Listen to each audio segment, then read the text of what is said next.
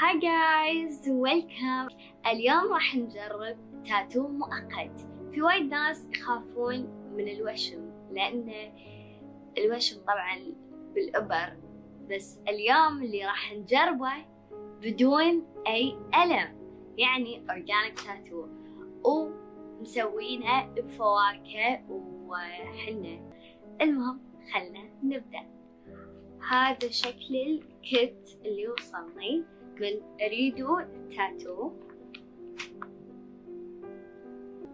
وهذا هو الإنك.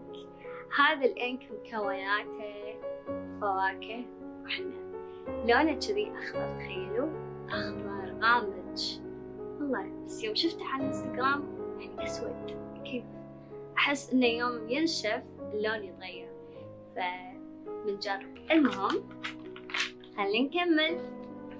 عندنا هني ستيكرز، طبعا حق اللي ما يعرفون يرسمون التاتو وكذي بالإنك فلازم الستيكر، لازم إجباري. راح نختار بعد من الستيكرز عشان نرسم شي. راح نختار الديزاين، هذا حده حلو شكل بستخدم هذا. وعندنا last thing gloves.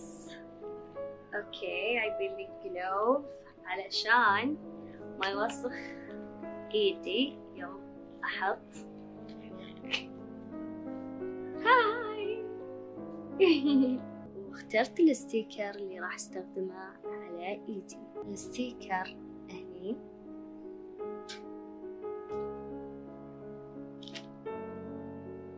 اوكي، شوفوا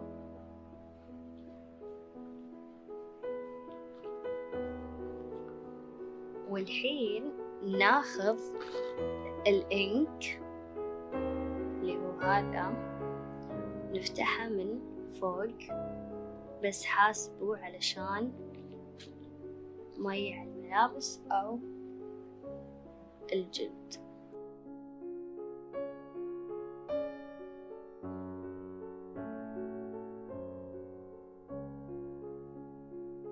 عادة يتم 15 دقيقة، بس مع المروحة هذه الموضوع صار سهل. لازم التاتو يجف علشان تشيلون الستيكر وبعدين يتم وياكم لين أسبوعين أو 4 أو 6 أسابيع. أخيرا نشف، والحين راح أشيل وأغسله بالماي.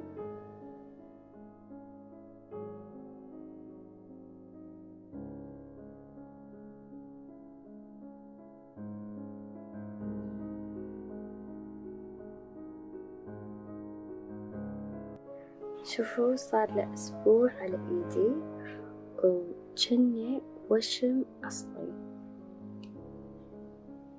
نسيت أخبركم أن هالمؤقت يتم من 2 ل4، وبعدين لو رديتوا وحطيتوا عليه الإنك راح يتم وياكم أكثر من 4 أسابيع.